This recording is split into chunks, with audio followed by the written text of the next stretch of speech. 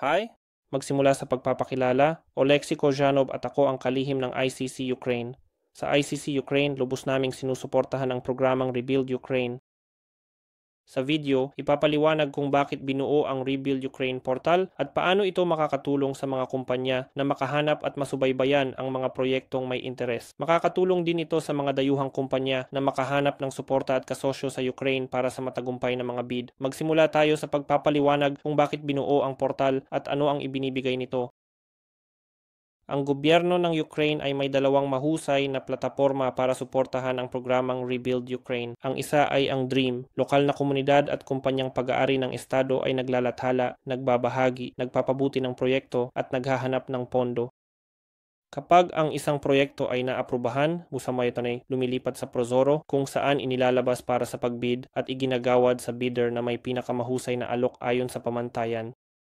Ngunit sa aming mga pag-uusap sa mga dayuhang kumpanya, partikular na natuklasan namin na gusto nila ng isang solong interface para sa dalawang platapormang ito na may mas maraming kasangkapan upang mahanap at masubaybayan ang mga proyektong interesado sila.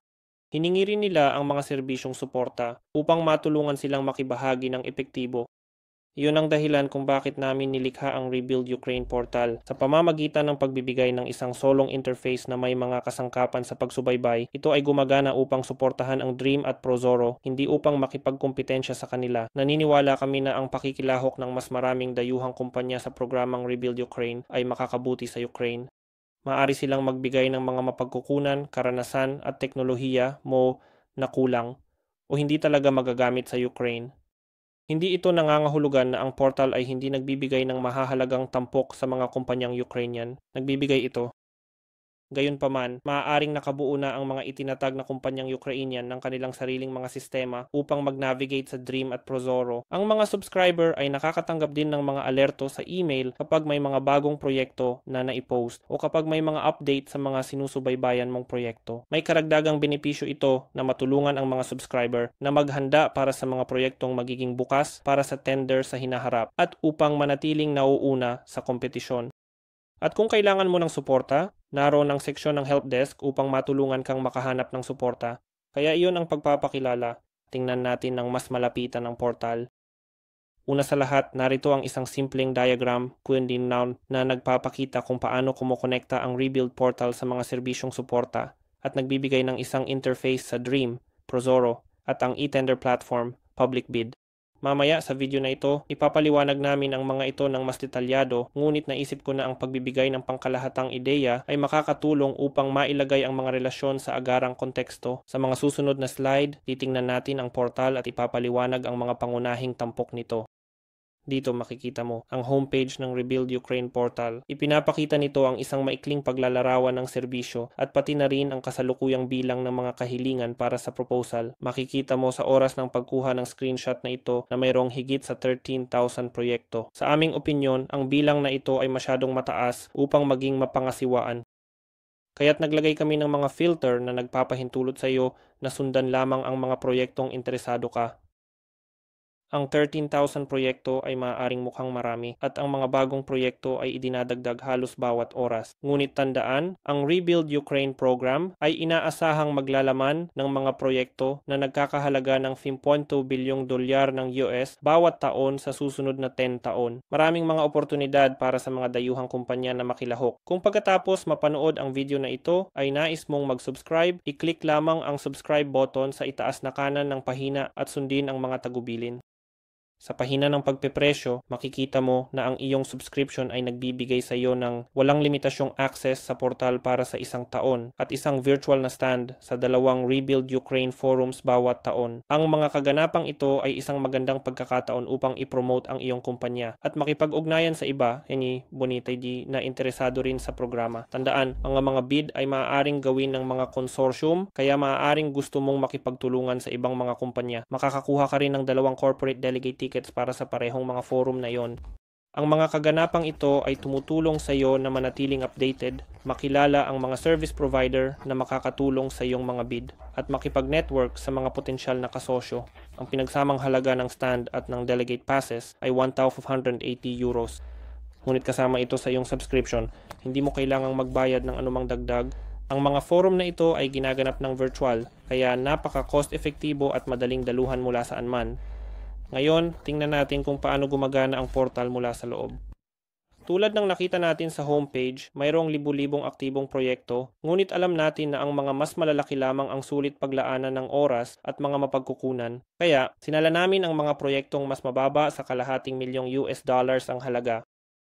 Kapag nag-login ka sa portal, makikita mo ang listahan ng mga sinusubaybayang proyekto na may status na aktibo at may minimum na halaga na 500,000 US dollars. Sa halimbawang ito, mayroong 1,136 na aktibong proyekto na kumakatawan sa minimum na halaga na 120 milyong US dollars at sa praktika, mas higit pa. Upang magbigay ng karagdagang focus sa mga proyektong interesado ka, maaari mo ring markahan ang mga proyektong hindi nauugnay sa iyo gamit ang flag sa checkbox sa ilalim ng track. Ang mga proyektong ito ay agad na ililipat sa archive. Ito ay makakatulong sa iyo na mag-focus lamang sa mga talagang mahalaga sa iyo. Ang mga proyekto ay nakalista rin ayon sa kanilang status sa life cycle ng proyekto. Isinasaalang-alang ang mga ito, pending. Ito ay mga proyekto sa maagang yugto na inilathala sa DREAM. Sila ay pinapakinis at naghihintay ng pag-apruba at pondo. Ito ang simula ng pipeline ng proyekto. Aktibo. Ang mga proyektong ito ay naaprubahan at may malinaw na saklaw sa loob ng DREAM. Ang paghahanap ng mga proyektong interesado ka sa DREAM ay nagbibigay sa iyo ng oras upang maghanda ng mga alok para sa oras na sila ay ipaskill sa Prozoro. Ngunit tandaan, sila ay maaaring i-edit. At kapag sila ay ipaskill sa Prozoro, tulad ng makikita mo, maaari silang hatiin sa mga subproyekto. Pag-bid, ang mga proyektong ito ay opisyal ng bukas para sa tender sa Prozoro. Kwalipikasyon, ang mga bid ay naisumite na One Kokun at ang Prozoro ay sinusuri ang mga ito upang magpasya kung sino ang kwalipikado para sa susunod na yugto, auction or sab. Ang mga kwalipikadong bid ay papasok sa yugto ng auction pag-award. Pinipili ng Prozoro ang nanalong bidder batay sa mga pamantayang nailathala kanina. Pagkontrata, ang nanalo ay inaabisuhan at ang mga huling termino ng kontrata ay pinag-uusapan. Pagpirma ng kontrata, ang kasunduan ay pinal at ang kontrata ay pinipirmahan. Kaya ganyan mo masusubaybayan ang mga proyektong interesado ka sa buong siklo ng buhay nito, mula sa maagang pagpaplano hanggang sa pagpirma ng kontrata. Tulad ng makikita mo dito, ang listahan ng proyekto ay nagpapakita ng buod na paglalarawan para sa bawat proyekto. Para sa karagdagang detalye, i-click lamang ang proyekto na interesado ka. Tingnan natin kung ano ang makikita mo kapag binuksan mo ang isang proyekto na nakamarkang aktibo. Narito ang mas detalyadong pagtingin sa isang proyekto na nakalista bilang aktibo. Tulad ng lahat ng mga proyekto ng DREAM, ang proyektong ito ay may kasamang larawan. Sa ibaba ng pahina, mayroong dalawang pindutan. DREAM. Dadalhin ka nito sa buong paglalarawan ng proyekto sa platform ng DREAM. Titingnan natin ito sa susunod na slide. Pindutan ng Prozoro. Ipinapakita nito ang bahagi ng proyekto na natapos na. Mahalagang malaman na ang mga proyekto ng DREAM ay maaaring hatiin sa mas maliliit na subproyekto. Bawat isa ay may sariling proseso ng tender ng Prozoro. Sa kasong ito, ang proyekto ay may kabuuang budget na higit sa 37 milyong hryvnia at sa kasalukuyan, isang subproyekto ang natapos na may halagang 400,000 hryvnia na nag-iiwan ng halos 37,000 na bukas pa. Tingnan natin kung anong karagdagang detalye ang makukuha mo kapag sinundan mo ang mga link na iyon papunta sa DREAM at Prozoro. Ganito ang hitsura ng paglalarawan ng proyekto sa platform ng DREAM kapag sinundan mo ang link mula sa portal. Ipinapakita ng pahina ang buong paglalarawan, bagaman ang dami ng impormasyon ay masyadong malaki upang magkasya sa isang screen dito, pero nakuha mo ang ideya. Ngayon tingnan natin ang listahan ng Prozoro para sa maliit na natapos na subproyekto. Dito makikita mo ang mga detalye ng Prozoro para sa isang subproyekto na may halagang 400,000 hryvnia. Ang interface ay nasa Ingles, ngunit karamihan sa nilalaman ay nasa Ukrainian pa rin. Kami ay nagtatrabaho sa isang pag-upgrade ng portal na isasalin ang impormasyong ito sa Ingles. Kapag ginawa namin ito, walang karagdagang bayad para dito. Isang napakakapakipakinabang na tampok dito ay ang pangalan ng nanalo ng kontrata at nakalista ang email address ng contact. Kaya, kung interesado ka sa isang proyekto ngunit hindi nanalo sa tender, maaari ka pa ring makipag-ugnayan sa kumpanyang nanalo marahil upang mag-alok ng iyong mga serbisyo o makipagsosyo sa mga hinaharap na pagkakataon. Tingnan natin ngayon kung ano pa ang magagamit. Bumalik sa pahina ng proyekto, tingnan natin ang listahan ng mga bidding. Ito ang lahat ng mga proyekto na opisyal na bukas para sa tender. Gayun din, kung titingnan mo sa kaliwa, makikita mo ang asul na icon na nagpapahiwatig na may mga bagong entry mula noong huli kong pag-login. Ang pag-click sa paglalarawan ng proyekto ay magbibigay sa atin ng mas maraming detalye tungkol sa pagkakataong ito. Sa halimbawang ito, makikita mo ang karagdagang mga detalye at mayroon ka ring dalawang option upang makakuha ng mas maraming kaugnay na impormasyon mula sa platform ng Prozoro. Ang mga opsyong ito ay ipinapahiwatig ng mga asul na button, tender page at plan. Tingnan natin ang mga ito isa-isa. Ito ang pahina ng tender ng proyekto sa Prozoro. Katulad ng naunang halimbawa ng isang CP mula sa Prozoro, ang interface ay nasa Ingles, ngunit ang ilan sa mga nilalaman ay nasa Ukrainian. Tulad ng sinabi ko, kami ay nagtatrabaho sa isang solusyon upang maibigay ang nilalamang ito sa Ingles. Kakailanganin mo ang impormasyong ito, pati na rin ang impormasyon mula sa pahina ng plano kung ikaw ay maglalagay ng bid. Sa kasamaang palad, sa ngayon, tulad ng makikita mo, ang pahina ng plano ay lumalabas lamang sa Ukrainian. Dito natin makikita ang kaukulang pahina ng plano para sa parehong proyekto. Sa pahinang ito, makikita mo may download link sa PDF file na may dagdag na detalye. Lahat ito ay Ukrainian, ngunit kopyahin at i-paste sa Google Translate o DeepL para sa libreng mabilis na pagsasalin. Kami rin ay magtatrabaho sa isang solusyon para sa automatikong pagsasalin para sa pahinang ito. Okay, bumalik tayo sa portal. Pabalik sa pahina ng proyekto, makikita mo rin ang isang link sa iyong archive. Dito mo makikita ang mga proyektong minarkahan mo bilang no track. Kung magbago ang iyong isip at nais mong sundan ang isang proyekto na nakalista dito, i-click lamang ang checkbox sa ilalim ng track upang alisin ang flag at babalik ito sa iyong aktibong listahan. Ngayon tingnan natin ang ilan sa iba pang mga pangunahing tampok na magagamit sa iyo sa portal. Susunod sa kaliwang menu ay ang public bid. Upang mag-submit ng bid para sa anumang proyekto na nakalista sa Prozoro, kailangan mong dumaan sa isang e-tender platform na aprobado ng gobyerno. Inirekomenda namin ang paggamit ng public bid, libre ang pagpaparehistro at napaka-user-friendly. Dito, makakakita ka ng maikling video na nagpapakita ng hakbang-hakbang na proseso para sa pagpaparehistro sa public bid. Makikita mo rin ang isang link para makontak si Marina Busan-Svirska, ang aking kasamahan, na makakatulong sa iyo sa anumang mga tanong tungkol sa pagpaparehistro o paggawa ng bid. Mayroon ding isang button na direktang magdadala sa iyo sa public bid para magparehistro o mag-login. Inirekomenda namin na magparehistro ka sa lalong madaling panahon. Wala itong bayad at hindi ka nito pinipilit na gumawa ng anumang bagay. Gayunpaman, ito ay isang kinakailangang hakbang na dapat kumpletuhin bago ka makagawa ng bid.